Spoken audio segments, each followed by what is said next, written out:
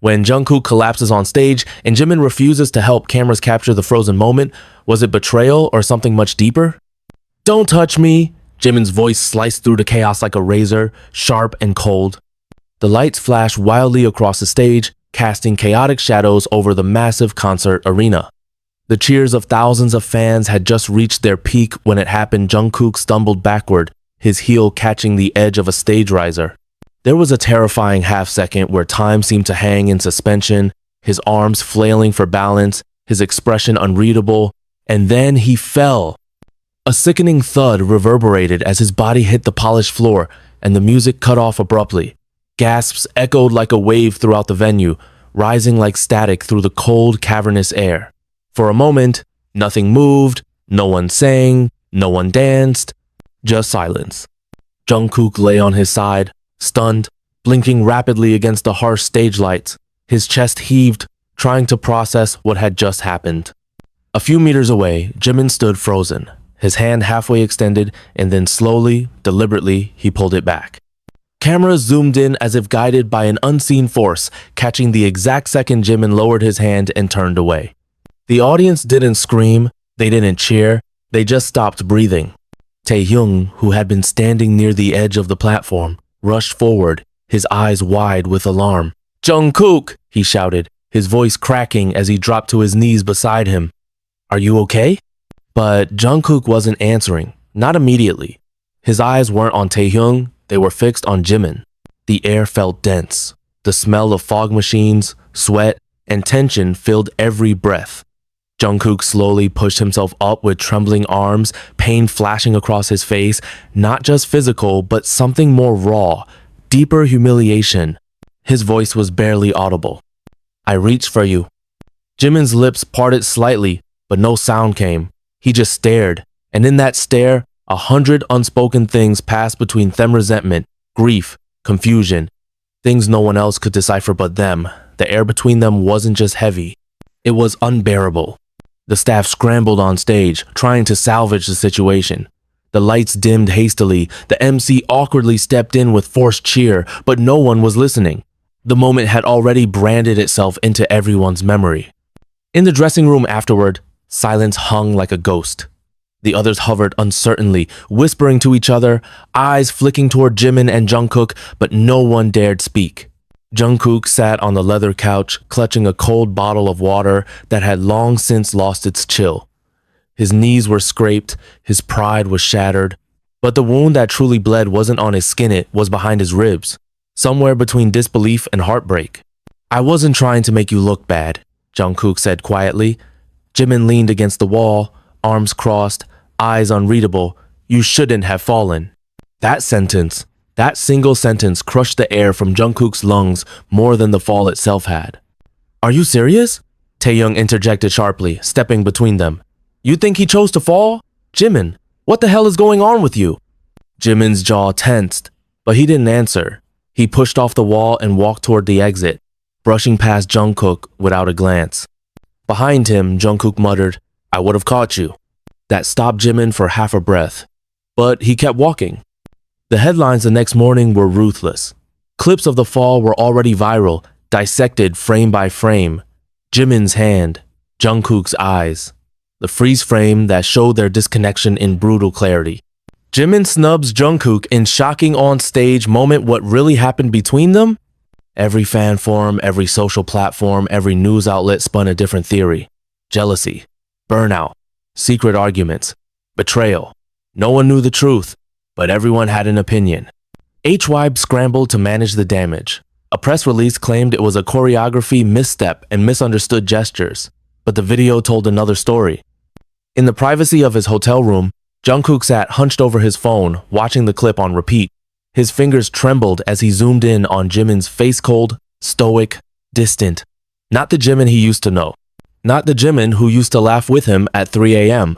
Not the Jimin who once cried in his arms after a sleepless night of practice. When had that Jimin disappeared? The knock on his door startled him. He didn't answer at first, thinking maybe it was staff. But the knock came again sharper, more urgent. It was Taehyung. He stepped inside without waiting for permission. His expression was dark, his hands buried in the pockets of his hoodie. We need to talk. I'm not in the mood. I don't care. Jungkook didn't argue. He looked exhausted, his eyes bloodshot, his body slumped in defeat. I know something happened between you two, Taehyung began, his voice low. Something more than just that stage fall. But whatever it is, it's tearing the group apart. I didn't do anything wrong, Jungkook whispered. Taehyung's eyes softened. I believe you, but maybe that's the problem. Maybe this isn't about what you did. Maybe it's about what he's going through. Jungkook's head turned slowly. Confusion etched across his face. What are you talking about? Taehyung hesitated, as if wrestling with whether to say it. Then he finally sighed. Jimin got a call 3 nights ago from Busan about his dad. Jungkook froze. I don't know the details, Taehyung continued, but it wasn't good. He didn't want anyone to know, not even you. The world shifted under Jungkook's feet. His anger dulled, replaced by a heavy ache. Why wouldn't he tell me? Maybe because you're the one person whose opinion hurts the most. Jungkook closed his eyes. And then, from somewhere deep inside him, a quiet voice rose. I need to talk to him. But talking wouldn't be easy now. Not after what happened on stage. Not after the world had drawn its own conclusions. Not after he reached out and was left to fall. Outside, the city lights of Tokyo glowed like burning stars. Inside, the walls between them were rising fast. And somewhere across the hotel, behind another locked door, Jimin sat alone staring at the same video. His lips quivered, his hand trembled, but he didn't press play. He knew the moment too well. He remembered exactly how it felt to let that hand fall. The silence in the hotel hallway was thick, unnaturally quiet, the kind that seemed to choke the walls themselves. Jungkook stood outside Jimin's room, fist hovering in midair, frozen just inches from the door. He had knocked once, then again. Nothing. No reply, no movement from within. It was almost like Jimin wasn't even there. But he knew he was. He could feel it like an energy on the other side of the wood. Pacing maybe, waiting, avoiding. Jungkook exhaled hard, jaw tight, brows furrowed in something between anger and confusion. He wasn't sure what he would even say if the door opened, or what he wanted to hear. He didn't knock a third time. Instead, he turned and walked away slowly, his footsteps echoing down the corridor as his hands tightened into fists. His mind was a storm of scenes replaying in Reverse's fall, the sharp pain in his ribs, the look in Jimin's eyes, or rather, the absence of any, that cold, unreadable stare. Not a flicker of panic, not a twitch of concern, just stillness. He made it back to his room and slammed the door behind him. The impact shook the walls, but no one came to check. That was the thing about being famous. People saw everything on camera, but no one really came when you were bleeding inside. Jungkook ripped off his jacket and threw it across the room. It landed with a pathetic flop on the floor. He paced, biting at his thumbnail, breathing hard, teeth clenched. He hated this. The confusion, the silence, the way everything always stayed unsaid until it exploded in the worst possible way. He grabbed his phone, hesitated, then called Taehyung. Taehyung answered on the third ring, his voice low and tired. You okay? I'm not going to pretend I am, Jungkook replied bluntly. I figured. Did you talk to him? He's not talking to anyone. He's not even talking to me. Taehyung sighed on the other end. I know. He saw me fall, Taehyung. He saw me. He turned away. There was a long pause. You really think it was that simple? Taehyung finally asked. I don't know what to think anymore. You think this is just about the stage? Jungkook sat down on the edge of his bed, rubbing his face with both hands. I think it started long before the stage. There was silence again. Then Taehyung's voice came back, a little harder this time. Then why did you pretend everything was okay? You noticed it, you felt it, you let it fester. I didn't think it would come to this. No one ever does. Later that night, there was an emergency team meeting. Hybe called all the members into the private suite on the top floor. The PR staff, the choreographers, 2 managers, and even Bang Si-hyuk himself showed up. That alone made everyone tense. He rarely appeared unless things were already out of control. The mood was suffocating. The room buzzed with unspoken judgment, clicks of camera phones, half-hearted greetings. The big flat screen on the wall displayed stills from fan footage Jungkook's fall, Jimin's blank expression, Taehyung rushing forward. All frozen in time like damning pieces of a puzzle no one wanted to finish. Bang PD stood at the head of the room, arms folded. His expression was unreadable, cold, tired. Let's talk about what the entire internet is talking about, he began, without preamble. Jungkook's fall. The silence was thick, and no one dared to speak.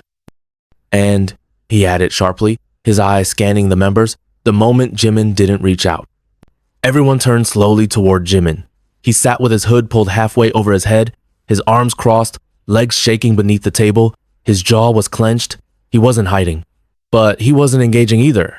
I'm not going to speculate on your personal issues, Bang said flatly. But whatever's going on, it's now everyone's issue. Our investors, our sponsors, the media, the fans. He motioned to the screen. This clip has been viewed 74 million times in 10 hours. There are international media outlets demanding answers. I want to know right here, right now, if we have a problem between members. Jungkook looked directly at Jimin. Jimin didn't look back. Taehyung stood abruptly. We don't need to talk about it like this. Then how would you suggest we address a global scandal, Taehyung? By not treating us like marketing assets that need repairing. Bang PD's face twitched, but he didn't argue. He turned to Jimin. Well? Jimin finally lifted his eyes. I didn't mean to let him fall. You didn't try to catch him either.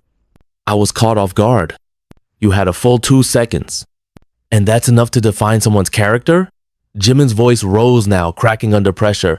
2 seconds of hesitation during a performance I didn't even want to be part of that night? The room froze. Bang PD's eyes narrowed. What did you say? I said I didn't want to perform, but no one asked me.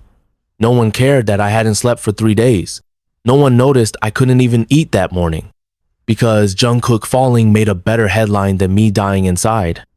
No one spoke. Bang stepped back. So this is about mental health? This is about everything, Jimin said bitterly. Jungkook stood. If you were hurting, why didn't you tell me? Because you weren't listening, Jimin shot back. The words struck like a punch. You only ever talk about yourself, your pressures, your fears. And I was there. I was always there. But when it was my turn to fall apart, you didn't see it. You still don't. Jungkook's face was pale. You think I don't care? I think you care when the camera's on. Everyone flinched. The silence was long and brutal. Taehyung stepped forward. Okay, that's enough. But neither of them were ready to stop. I would have caught you, Jungkook said again, his voice barely above a whisper. No matter what was going on between us, no matter how angry I was, I would have caught you. I know, Jimin said, and that's the problem. I didn't want to be caught by you. That night, the group disbanded quietly back to their rooms. Hybe issued a delayed statement, carefully crafted and emotionless, claiming there was no conflict and Jungkook had recovered fully. They blamed stress, poor staging, and a misread moment, but fans weren't buying it. Armies began dissecting every past moment interviews where Jimin didn't laugh at Jungkook's jokes, fan signs where Jungkook looked tense beside him, photos where the two didn't stand as close anymore. The internet had become a crime scene, and their friendship was the victim. Jungkook sat alone on his balcony, Tokyo glittering like broken glass in the night. He scrolled through comments, each more invasive and cruel than the last. Did Jimin betray Jungkook? Fake friendship all along? Hybe is hiding the truth. His heart ached not because of the fall, not because of the cameras, but because the one person he thought would always be beside him had made him feel like he was nothing in front of the world. Inside his room, a quiet knock came at the door. He stood, hesitant, and opened it slowly. It was Jimin. His face was pale, hollowed by sleepless nights. He didn't say anything at first. Jungkook stepped aside. Come in. They stood in silence for a long moment. Neither sat. The air between them was fragile, like ice cracking under the weight of everything left unsaid. I hated seeing you fall, Jimin whispered. Then why didn't you catch me? Because I didn't trust myself. Jungkook's chest tightened. With what? With how I felt about you. And in that moment, the truth slipped out between the unfiltered, raw, frightening. What are you saying? I'm saying I hated how much you matter, Jimin said, his voice cracking. So I tried to make you matter less. Jungkook blinked slowly. The world shifted. Something deeper than betrayal unfurled in his chest grief. Love, confusion, all twisted into one unbearable knot. You broke me in front of the whole world, Jimin. And I broke myself too. They stood in that silence, not forgiving, not forgetting, but maybe beginning. Because sometimes the worst falls happen off stage, and no camera ever catches that. Jungkook didn't sleep. Even after Jimin left his room that night, after their words hung bleeding in the air like open wounds, even after the door clicked shut with a whisper instead of a slam, he couldn't sleep. He stood barefoot in the middle of his hotel suite, staring out the window, watching Tokyo's glowing skyline blur behind a thin sheen of tears he refused to wipe.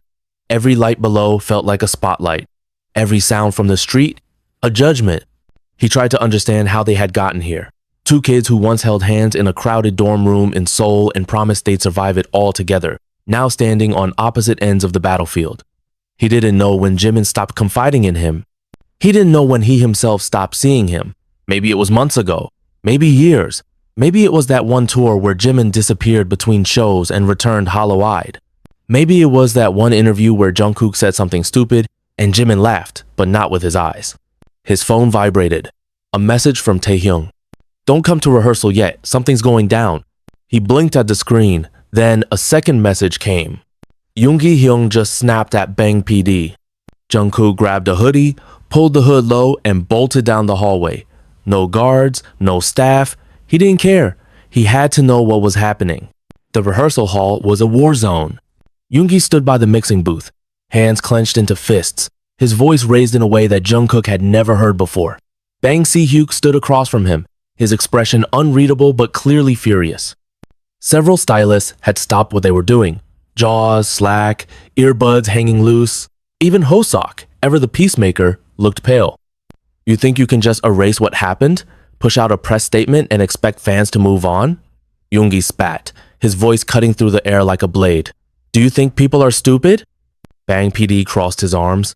I think people want an answer, and if you all can't give it, then I will. By lying to them? By protecting the brand. You mean protecting your profit?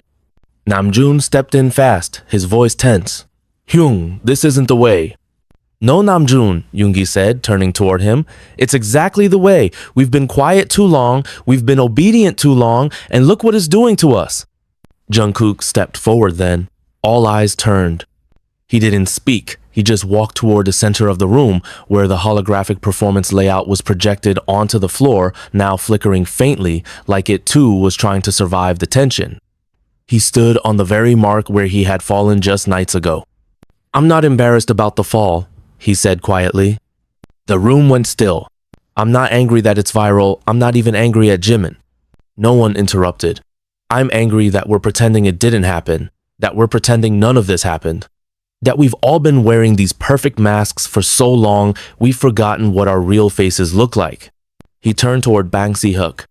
You want to fix the brand? Then let us be real. For once, let us show the world what's actually going on.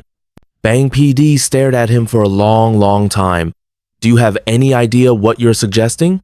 Yes, Jungkook said. I'm suggesting we stop lying. It wasn't until the next night that the idea truly took form. Taehyung came into Jungkook's room with 2 cups of hot barley tea and a crazy look in his eyes. Let's go live, he said. What? You and Jimin. Live broadcast. No script. No PR team. Just talk. Jungkook choked on his tea. Are you insane? Maybe. Taehyung grinned. But it would be honest. You said you wanted real. That's as real as it gets. Jungkook considered it. He'll never agree. Then you don't know him anymore. He didn't sleep again. Not because of nerves, but because the idea ignited something. A recklessness. A hunger for truth. He hadn't wanted anything so badly in a long time. He wanted to strip everything down and face Jimin as Jungkook, not as BTS Jungkook. Not as Golden Maknae, just him. He texted Jimin at 3:47 a.m. One live, just you and me, no staff, no edits, 1 hour, let's finish this. Jimin didn't reply. But 30 minutes before the surprise live was scheduled, he walked into the green room, holding a single black mic and placed it silently on the table. I'll talk, he said, but I'm not promising I'll be kind. Neither am I, Jungkook said. The countdown ended. The live began. The moment the camera blinked to life, millions of viewers joined. Armies around the globe watching in silence, holding their breath, the chat exploding faster than the server could handle. The image was raw, no filters, no lighting enhancements, no sound control, just a small table, 2 stools, 2 boys, and a battlefield of silence between them. Jungkook leaned forward. "You want to start?" Jimin didn't look at him. "You already did. You started when you told the world I abandoned you." "I never said that." "But you let the image speak. Because you did let go." Jimin laughed bitterly. "So that's what this is about. You fell, I didn't catch you, and now I'm the villain." "No," Jungkook snapped. "You were already distant, cold. That fall was just the first time everyone else saw what I've been feeling for months." Jimin's hands curled on his lap. "Do you think I stopped caring?" he said quietly. "I don't know what you feel anymore." "I feel like I'm drowning, and you keep asking me why I won't teach you how to swim." Jungkook froze. "I used to tell you everything," Jimin continued, finally meeting his eyes. "But every time I opened my mouth, it felt like you were too busy being loved by the world to hear it, so I stopped talking. I would have listened. You didn't. I was overwhelmed too. I know, and I hated you for it, because you made it look so easy." There it was. The truth. Ugly, complicated, human. They sat in the storm of it, hearts racing, breath uneven. "I didn't fall because of you," Jungkook finally said, "but it felt like you watched me fall because you wanted to." Jimin's eyes filled slowly. "Maybe a part of me did." Silence exploded in the chat. Jungkook looked like someone had stabbed him. "I didn't mean it like that," Jimin said quickly. "I meant I wanted you to feel what I felt. For once, invisible, dropped." Jungkook swallowed hard. "You didn't need to break me to say that." "I know. There was no music in this broadcast, no polished image, just breath and pain and silence between confessions." "Do you hate me?" Jimin asked suddenly. Jungkook looked at him. "I think I hated that you stopped being mine," he whispered. And that was it. The fans wept with him. The industry reeled. But in that unfiltered, brutal hour, they were no longer idols. They were just 2 broken boys trying to make sense of where the love went and whether it could ever return. The morning after the live broadcast, the world was no longer the same. Within 6 hours, their unfiltered confrontation had been translated into 17 languages. Hashtags trended globally across every platform, some with sympathy, some with outrage, and others dissecting each breath, blink, and vocal tremble between the 2 of them like scholars analyzing ancient texts. Fan cams collided with fan theories. Old clips resurfaced. Moments once thought innocent were now fuel for war. A glance too cold, a hug too stiff, a smirk too sharp. Edits exploded with split screens comparing smiles before and after. Headlines weren't just about the fall anymore. They were about the fracture. HYBE's headquarters in Seoul was flooded with calls, lawsuits threatened by brand partners, and several major contracts put on hold. Jungkook and Jimin's decision to go live had bypassed corporate filters and protocols. That raw honesty, so beautiful to fans, was a declaration of war behind closed doors. But neither of them cared about boardroom meetings that morning. Because while the world was talking, Jungkook was silent, lying awake in his bed, eyes wide open, staring at the ceiling as if searching for something he'd lost somewhere between forgiveness and survival. His voice still echoed in his mind, hoarse, trembling. "I think I hated that you stopped being mine." And Jimin's face, shocked, vulnerable, then quietly destroyed. He hadn't planned to say it. But that's what happens when the truth is no longer willing to wait for the perfect moment. Taehyung was the first one to enter the room that morning. He didn't knock. He rarely did when it mattered. "They're going to separate your schedules," he said quietly, standing in the doorway like a shadow. Jungkook didn't respond. Taehyung stepped closer. "You know what that means, right?" He nodded. Slowly. "It means they're bracing for the end." The silence was heavy. "I didn't do this to end things," Jungkook whispered. "But you did it without them," Taehyung said, "and that's enough." Across the city, Jimin sat in a black van, face buried beneath a hoodie and cap, ignoring every phone call. He hadn't eaten. His hands were still trembling. He couldn't remember the last time he cried in front of a camera, and not in performance, but with real tears. Not stylized heartbreak, not dramatized sorrow, but the kind of pain that left no room for recovery. The kind of confession that cost everything. His manager tried to hand him a tablet showing comments and headlines. He shoved it away. I don't want to know what they're saying. Some are defending you. And the rest? His manager was silent. He already knew, because it wasn't just about fandoms anymore. It wasn't even about BTS. It was about vulnerability and how the world doesn't know how to handle two men bleeding in front of a lens without calling it betrayal. When they arrived at the label headquarters, the meeting had already started. Yoongi was seated at the far end, hands folded, his face unreadable. Hoseok sat beside him, lips pressed into a tight line, eyes scanning the room like a soldier looking for snipers. RM, the leader in title and in burden, sat beside an executive and tried to look composed, but the veins in his neck betrayed his tension. No one looked at Jimin when he entered. Bang Si-hyuk stood at the front, hands clasped, his voice sharp and deliberate. You will not speak to the media, you will not acknowledge the broadcast, you will not post, tweet, or even like anything until further notice. Do I make myself clear? Silence. Do I make myself clear? He repeated, louder. Yes, RM answered for them. And as for the two of you, Bang turned toward Jungkook and Jimin, you will be reassigned. You'll attend different events, different flights, different schedules. You will remain civil, but you will not engage with each other publicly. Jungkook looked up.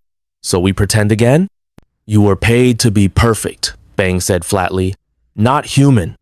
And what if we don't want to be perfect anymore? Then you can walk. The words sliced through the room like razors. Yoongi shifted, visibly flinching. RM's face twitched, but no one spoke, because that was the cost. That was always the cost, not just for mistakes, but for being real. After the meeting, the hallway was a vacuum of tension.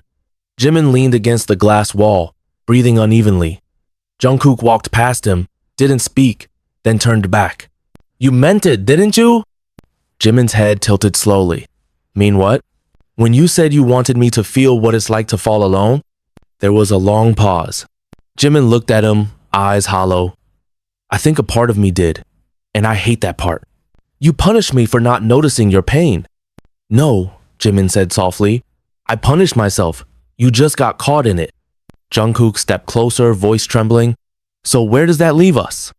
Shattered, Jimin whispered. But at least we stopped pretending we weren't. Over the next few days, the media storm intensified. Every step they took became a magnified event. Every photo, every glance, every cough or blink interpreted as a continuation of the drama. And then came the leaked email. A screenshot allegedly from a HYBE executive suggesting they temporarily consider Jungkook for solo overseas press to reduce conflict exposure. It went viral in minutes. Armies panicked, theories erupted, 1,000 trending threads exploded.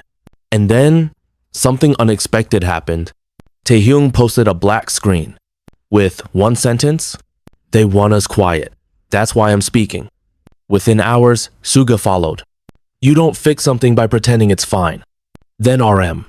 If the industry breaks the people, then the industry is broken. One by one, the members, even those known for silence, began breaking the imposed narrative. And it wasn't just BTS anymore. Other artists began speaking out, idol after idol confessing their hidden trauma, their silenced conflicts, their forbidden breakdowns. The industry had demanded perfection for too long. The dam had cracked. And at the center of it still were two boys who once sang side by side, now pulled by a gravity neither could escape. They met one final time before the scheduled group hiatus, a quiet moment in the dance practice studio where they first learned to move in sync. The lights were dim, the mirrors dusty. It smelled like sweat and memories. Jungkook stepped forward, his voice soft. When we debut again, if we ever do, will you stand next to me? Jimin didn't answer right away. Then he turned, eyes red, but calm. I don't know. Jungkook nodded. Fair. They stood in silence. Not hating, not healing, just knowing. Sometimes survival doesn't look like reconciliation. Sometimes it's just two souls who once intertwined, learning to walk again, even if in opposite directions. And maybe, just maybe, the most honest love story is the one where the truth costs everything and they still choose it anyway. The rain and soul didn't fall, it crashed, like everything inside Jungkook. He stood by the floor-to-ceiling windows of the HYBE building, watching as lightning cracked across the gray sky and the city blurred beneath the downpour. Inside, the building was quieter than usual. The halls felt stretched. The walls carried weight. No one met his eyes when he passed, and the ones who did only looked away faster, as if making eye contact would trap them in the spiral that had consumed BTS since the live broadcast. It had been 5 days since that stream changed everything. 5 days since Jimin's voice cracked on camera. 5 days since Jungkook admitted he missed a version of Jimin that no longer existed. And 5 days since Bang Si-hyuk's legal team sent them both an official notice. Jungkook hadn't told anyone, but he had read the letter 4 times that morning. The language was clinical, almost soulless. It referred to a breach of operational procedure, damaging conduct, and reputation risk. Nowhere did it use the word betrayal. But Jungkook could feel it between every sentence. Then came the final line. All promotional appearances and scheduled music events will continue without your participation until internal resolution is reached. He was benched, blacklisted, temporarily exiled. And yet, it wasn't the punishment that haunted him. It was the silence from Jimin after. No message, no call, no apology, not even a fight. He could have handled rage, could have handled blame, but silence? It was the sound of being erased. He turned when the door opened behind him. Taehyung entered, his hoodie soaked at the shoulders, hair flattened by rain, eyes darker than usual. Without a word, he tossed a USB stick onto the glass table beside Jungkook. What's that? Security footage. Of what? Rehearsal room. The night before the concert. The night before the fall. Jungkook stared at it. Why would I want to see that? Because you need to. I already know what happened. No, Taehyung said, sitting down. You know what happened to you, but you don't know what happened to him. Jungkook hesitated. I'm not trying to make excuses for him, Taehyung continued, but you need to see it. You need to see what no one else did. Jungkook swallowed hard, then slid the USB into the laptop. The screen flickered, then played the grainy footage. It showed the empty dance studio at 2:47 a.m. The lights were dim, the mirrors fogged. A solitary figure was in the room, Jimin. Hoodie pulled over his head, face obscured. He moved like he was dancing, but there was no music. Just wild, broken movements. Arms jerking, legs shaking, his body flinching like it was trying to escape itself. Then he collapsed. For nearly 2 minutes, he didn't move. Jungkook couldn't look away. The Jimin in that footage didn't look like the Jimin the world knew. He didn't even look like the Jimin he knew. He looked lost, hollow, like someone who had used his last ounce of energy trying to stay whole and failed. Then the sound kicked in. Aguturalsob. One word over and over. I'm sorry. Jungkook's chest tightened. Taehyung turned the laptop off. He wasn't okay, Kook. You think he let you fall because he was cruel, but I think he let you fall because he didn't have the strength left to catch anyone, even himself. Jungkook lowered his head, hands gripping the edge of the table. I should have known, he whispered. You should have asked, Taehyung said. So should I. Silence followed, heavy and thick. Jungkook finally stood. I need to see him. Taehyung raised an eyebrow. They've already locked your schedule. Then I'll break it. He didn't take the elevator. He took the stairs 10 flights, sprinting, not even pausing when his legs burned. He wasn't running toward forgiveness. He wasn't even sure he deserved it. He was running toward truth. He reached the practice floor where he knew Jimin would be. Jimin always came here after being publicly shamed. After rumors, after fights, after every time the world made him feel like he wasn't enough, he returned to this room like it was church. Jungkook opened the door slowly. And there he was. Jimin sat on the floor, knees to his chest, arms wrapped tightly, head buried. He didn't look up when Jungkook stepped inside. I saw the footage, Jungkook said. Still no response. You were hurting, Jungkook continued, and I wasn't there. You were never meant to be there, Jimin mumbled. That's a lie. No, Jimin said, looking up. It's the one honest thing I've said in months. Jungkook sat across from him, not too close. I didn't come here to fight. That's all we know how to do anymore. Jungkook's voice cracked. No, what we do best is survive, and I'm tired of surviving without you. Jimin closed his eyes, long lashes trembling. I broke something, he whispered. And I don't know if it can be fixed. You didn't break it alone. They sat in silence, both breathing like the air hurt. I don't want an apology, Jungkook said. I want you back. Jimin looked at him, eyes full of salt and fire. You say that like you ever had me. Jungkook blinked. I gave you my loyalty, he said quietly. I wanted your attention, Jimin confessed. And I wanted your trust. Then why didn't we say any of this before I let you fall? Because we were too afraid. Jimin nodded slowly. The world loves us more when we're perfect, he said, but I think they'd love us more if we were honest. Then let's be honest. I can't promise we'll heal, Jimin whispered. I'm not asking you to, Jungkook replied. I'm asking you to stand beside me broken, angry, flawed, confused. Just don't leave me again. And for the first time in what felt like years, Jimin reached for him. Not with trembling fingers, not with apology, but with something stronger than both. Hope. And this time, Jungkook didn't fall. He stood with him. Jungkook didn't flinch when the office door slammed behind him. He stood in front of HYBE's executive board like a man ready for execution, not out of guilt, but defiance. His black hoodie clung to his frame, hair damp from the sudden rainstorm outside. His eyes, though tired, were sharp, fixed, unapologetic. Across the long, sterile boardroom table sat a half circle of familiar devils in clean suits. The legal advisor adjusted her glasses. The international PR rep whispered something to Bang Si-hyuk. One of the marketing heads looked away when Jungkook's stare landed on him, guilt staining his expression like wine on white. Bang finally broke the silence. Why didn't you tell us you planned to meet Jimin again? Jungkook crossed his arms. Because I stopped asking for permission to feel like a human being. A beat passed. The legal advisor spoke next. Do you understand that your actions are affecting the company valuation, the advertisers, the global partnerships we've built over a decade? Jungkook's voice was steady. You mean the partnerships built on pretending we're something we're not? Another exec leaned forward, voice too polished to be sincere.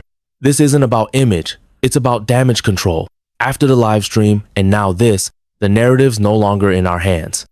Then maybe it never belonged to you in the first place, Jungkook snapped.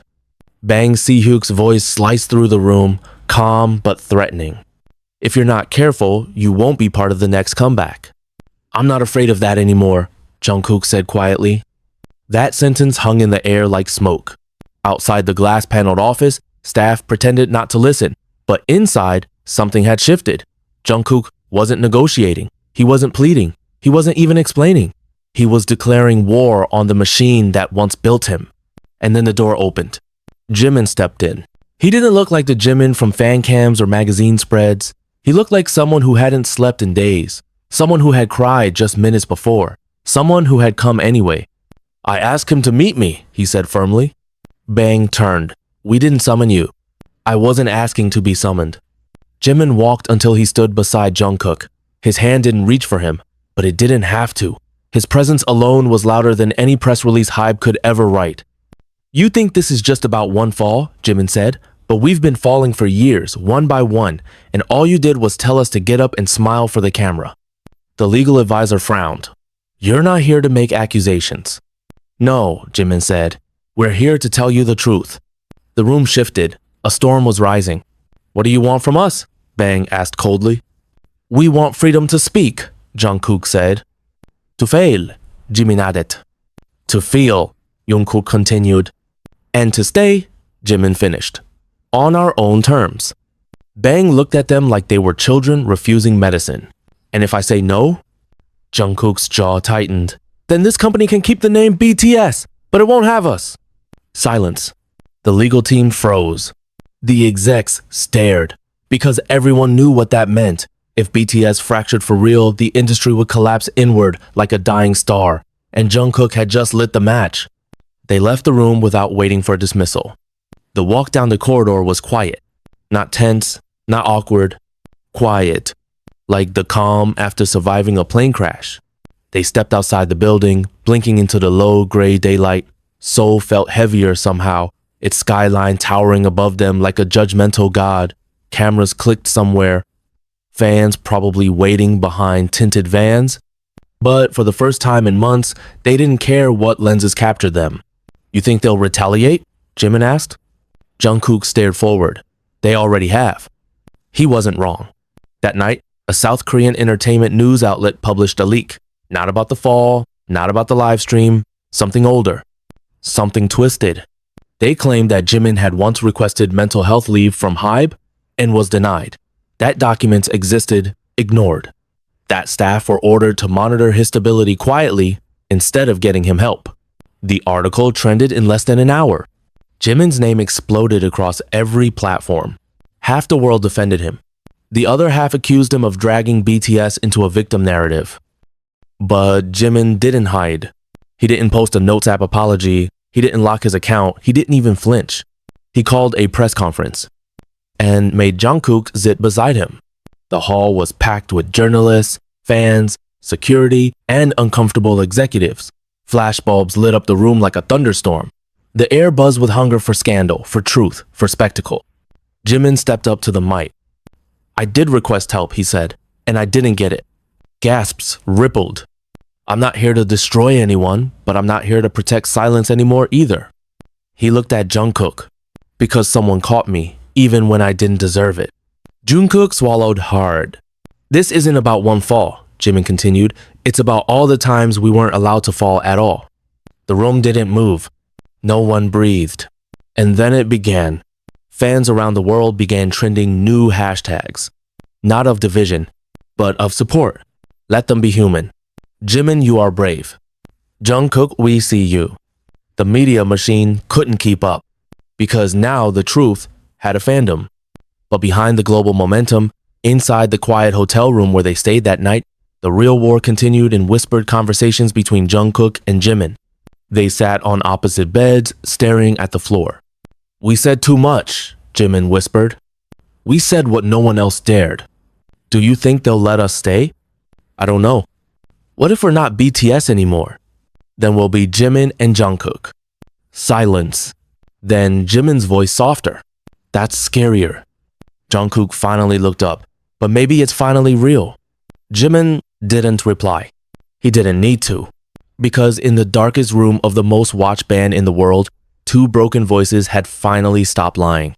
And even if the world chose to watch them burn, they'd burn together. The night Seoul stopped buzzing, the world felt off. It was the kind of night when even the traffic lights seemed hesitant to blink. The streets outside HYBE headquarters were lined with silent cameras, a jungle of press vehicles, and dozens of fans holding signs they hadn't finished painting. Inside, the office building no longer functioned like an agency. It felt like a courtroom. The trial wasn't public yet, but the verdict had already been whispered across every surface. Jungkook and Jimin had broken the system. And the system wasn't going to forgive them easily.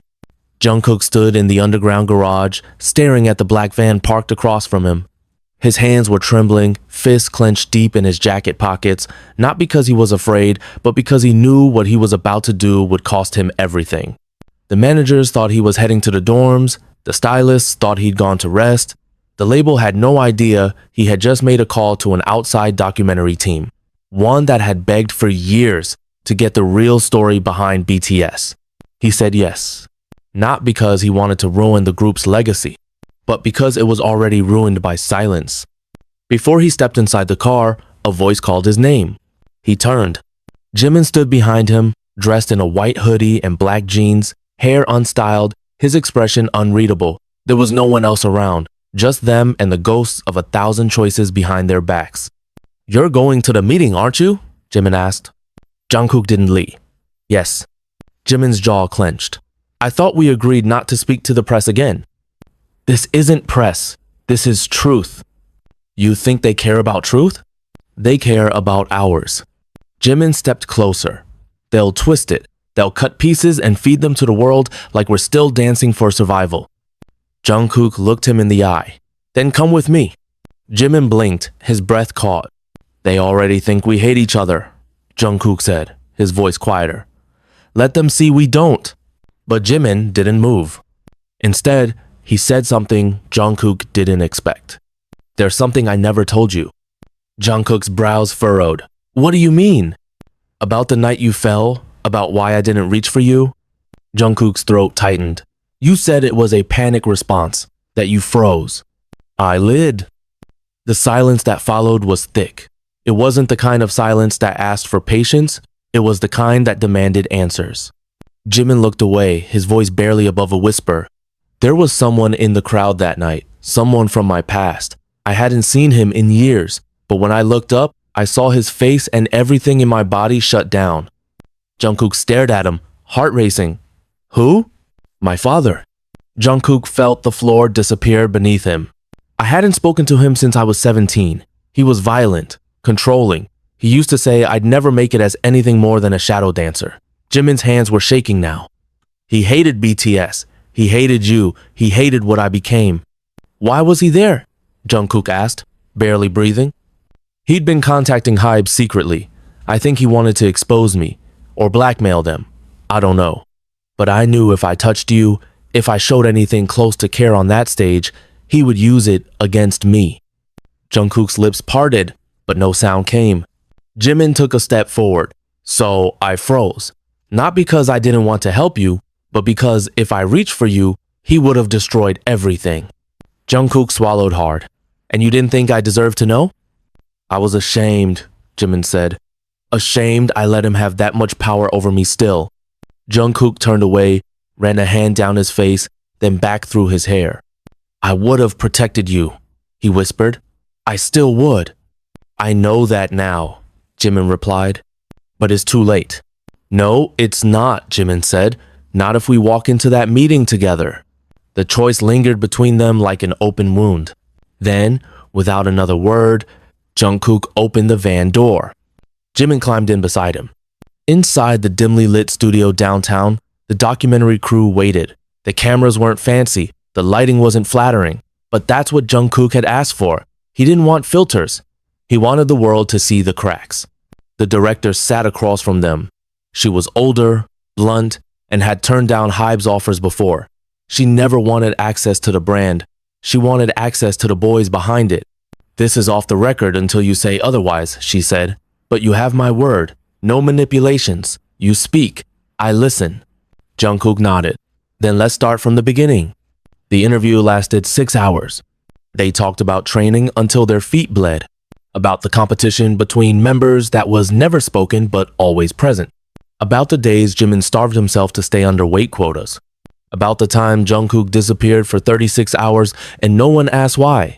About the loneliness of having millions scream your name but no one asked your real one. They cried. They laughed once bitterly. They confessed things they hadn't even said to each other in private. And then Jimin did something unexpected. He pulled a letter from his pocket. Worn, folded, torn at the edges. I wrote this the night after the fall, he said, but I never sent it. He handed it to the director. Read it, he said, on camera. Jungkook's eyes widened, but he didn't stop him. The director unfolded it. Her voice was steady as she read, Dear Jungkook, I don't know how to say sorry without it sounding rehearsed. I don't know how to say I'm hurting without sounding selfish. So, I'll just say this. I saw you fall, and I saw myself in that moment helpless, broken, trying to rise again while everyone watched. I didn't catch you because I didn't know how to catch myself. I didn't reach because my past reached for me first, and I let it. But you've always been braver than me, always louder, always stronger, and I hated you for that sometimes, even when I loved you more than anything. I'm sorry. Not for that moment, but for every moment after when I didn't tell you why. J. Jungkook didn't cry during the reading. He cried after. Later that night, the director packed the footage with trembling hands. You know what this is, don't you? She asked. This is going to ruin Hybe. Jimin looked at her. No, he said. It's going to set us free. And the next day, without waiting for Hybe's approval, the documentary teaser went live. It had one title. The fall was just the beginning. And within 30 minutes, it reached 10 million views. Because the world doesn't really love perfection. The world loves survival, especially when it's messy, raw, and finally honest. And this time, Jungkook and Jimin weren't falling apart. They were falling forward, together. The first 60 seconds of the documentary teaser were all it took. A single shot of Jungkook looking into the lens with hollow eyes. Jimin holding the letter. The camera panned slowly to their hands resting near each other, not touching.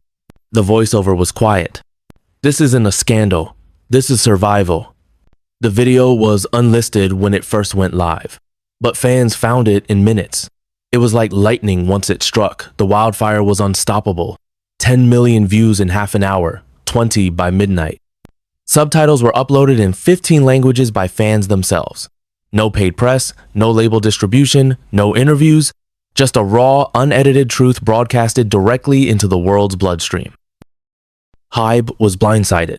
Their boardroom turned into a war zone. Emergency meetings were called, lawyers were woken from sleep, the internal Slack channels were flooded with every variation of who approved this, who leaked this, who let them speak, but no one let them. That was the point. Jungkook and Jimin didn't ask. They acted. And now they were being hunted for it. The label's retaliation wasn't subtle. Overnight, social media accounts of both idols were locked by staff. Pre-scheduled posts about endorsements were canceled. Private schedules were cleared without explanation. Jimin's mother received an anonymous call warning her not to speak to the press. Jungkook's brother found a surveillance van parked outside his apartment for the first time in months. When Jungkook confronted the management team the next morning, he didn't bother knocking. He shoved the office door open so hard that it bounced off the stopper and slammed against the wall. 3 people flinched. One of them was the same PR head who once handled his solo release. "You said if we ever told our side, you'd handle it." Jungkook's voice was low, controlled rage. "And we are," the PR head replied. "By threatening my family?" "No one threatened anyone." "Bullshit," Jungkook snapped. "My brother had to delete photos from his private account last night. Someone sent him a message asking how much money he made from me last year. You call that PR damage control?" The PR rep stood. "You made this political, Jungkook, not us. You stepped outside of the protection we built, and you did it with Jimin. You two went rogue. You embarrassed us globally." "Good," Jungkook hissed. "You should be embarrassed." He left before anyone else could speak. But before the elevator door closed, he turned back and muttered, "This isn't over. It hasn't even started." Meanwhile, Jimin sat across from their legal advisor in a separate meeting. The office was freezing, not physically, but in tone, in silence, in the way the woman refused to look him in the eye. "You broke Clause 17 in your contract," she said flatly. "That covers unauthorized external media engagements without brand approval." "I'm aware." "And Clause 12A, internal grievance procedures must go through HR first, not public platforms." "Noted." The woman clicked her pen. "Technically, we could sue." Jimin looked at her. "Technically, I could tell the world why Clause 22 was added after my panic attack in Osaka." The room froze. The lawyer blinked. Jimin leaned forward. "Let's not pretend either of us are powerless." That same night, Namjoon called them both to a private hotel suite. He looked like he hadn't slept in 3 days. He didn't even greet them. He just motioned to sit, poured water into 3 glasses, and said, "Do you realize what you've done?" Jungkook sat first. "We didn't leave." "You didn't prepare," Namjoon corrected. "There's a difference." Jimin remained standing. No amount of preparation makes truth less ugly. "Do you think you're the only ones with trauma?" Namjoon's voice cracked. "We all suffered. We all kept quiet. And we did it because that silence kept millions fed. Staff, families, global teams." "And what did it cost us?" Jimin asked. "Maybe everything," Namjoon whispered. The room went still. "I'm not angry," Namjoon finally said, "because you told the truth. I'm angry because you did it without us." Jungkook's voice softened. "We didn't do it against you." "It doesn't matter," Namjoon said. "You split the group even if you didn't mean to." Taehyung showed up an hour later without being called. He didn't knock, just dropped a newspaper on the coffee table. The headline read, "BTS, fractured beyond repair?" Jimin stared at it. Underneath the headline was a photo of the group from years ago, all smiling, arms slung over each other's shoulders, faces glowing under the stage lights. It looked fake now, not the emotions, but the ease. That ease had died long ago.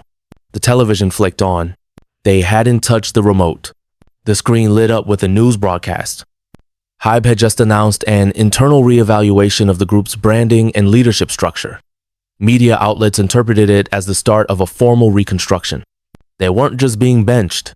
They were being rewritten. Jungkook's phone buzzed. It was his older brother. One sentence. You should see this? Attached was a screen recording of a private forum. Hybe staff members. Anonymous usernames. Someone had leaked chat logs' internal discussions, mocking Jungkook's melodrama and Jimin's performative breakdowns. Another staff member joked that at least one of them will go solo after this circus. One message claimed that Taehyung was only staying quiet because Hybe threatened to cut his family's sponsorship deals. Jimin saw the color drain from Jungkook's face as he read. They had been betrayed. Not just publicly, internally. Jungkook stood and walked to the balcony, chest heaving, shoulders trembling. Jimin followed. He didn't say anything at first. Then softly, "Do you regret it?" Jungkook didn't turn around. "No, but I wish I'd known how many knives were behind us."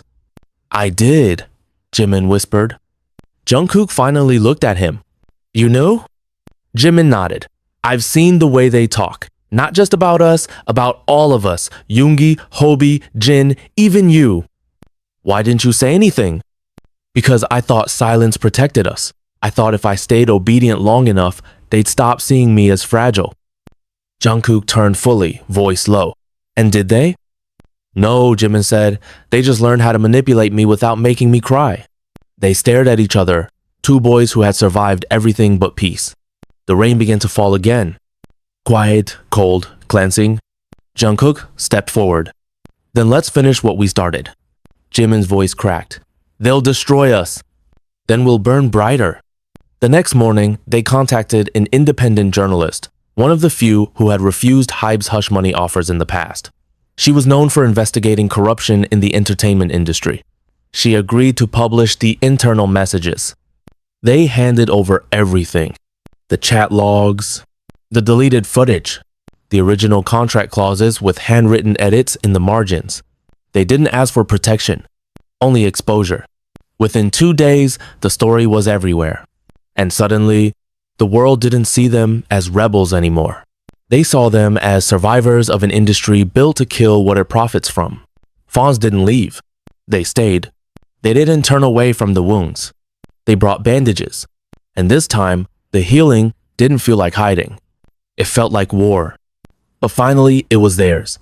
The moment the article went live, the air changed. It wasn't just another expose, it was a storm chiseled into language, blowing apart every fragile illusion Hybe had worked to build for over a decade. The headline was direct, unapologetic, and seething. Inside the machine, BTS members silenced, manipulated, and exploited by the label they helped build. Underneath the title, images of leaked chat logs glowed in grayscale digital scars, immortalized for public record. The author, an independent investigative journalist known for uncovering corruption in Korean entertainment, didn't hold back. Every paragraph hit like a knife. The article documented internal conversations mocking Jungkook and Jimin, detailed how mental health concerns were buried beneath profit reports, and revealed the chilling clause Hybe had inserted into contracts post-2019 that granted the label the right to control and curate emotional narratives presented to the public. That meant one thing: every tear on stage, every hug after an award, every moment of vulnerability fans believed was raw, it had all been measured, rehearsed, or worse, approved. The backlash was volcanic. Global fans rioted online, stock prices plummeted. Hybe's executives released a cold, deflective statement citing misunderstandings and internal miscommunication. But it was too late. They had been caught. The world had seen the curtain pulled back, and behind it stood two broken idols who were no longer willing to bow. But what came next was worse, because the label still had a final move to play. Jungkook knew something was off the moment he stepped into the dorm that evening. Not their shared dorm, the original one. The one they used in their debut years, which now stood mostly unused, preserved like a relic. Namjoon had asked for a private gathering to clear the air between all members. They hadn't all been in one place since the livestream fallout. Jungkook felt it was overdue, so he agreed. He entered through the side, where the flickering hallway lights still hadn't been fixed. The nostalgia was jarring. The same cracked floorboard near the kitchen. The faint scent of instant noodles baked into the walls. The mirror on the back of the front door still etched with J-Hope's old inspirational notes. But as he walked in, the silence was suffocating. Jin sat on the worn couch, arms crossed. Yoongi stood by the window, cigarette unlit between his fingers. Namjoon paced slowly, and Jimin sat alone at the dining table, eyes blank, fingers trembling just slightly against the edge of the glass. Jungkook's heart sank. He already knew. Something had happened. "What is it?" he asked. No one answered. "What happened?" Namjoon finally turned toward him, his face tired beyond recognition. "They're filing a suit." Jungkook froze. "What kind of suit?" "Defamation, breach of fiduciary trust, dissemination of confidential material, and if they really push it, breach of national cultural image." "That's not even," Jungkook's voice cracked. "That's not even real." "It is," Yoongi said quietly. "If they involve the Ministry of Culture, it becomes a public relations war.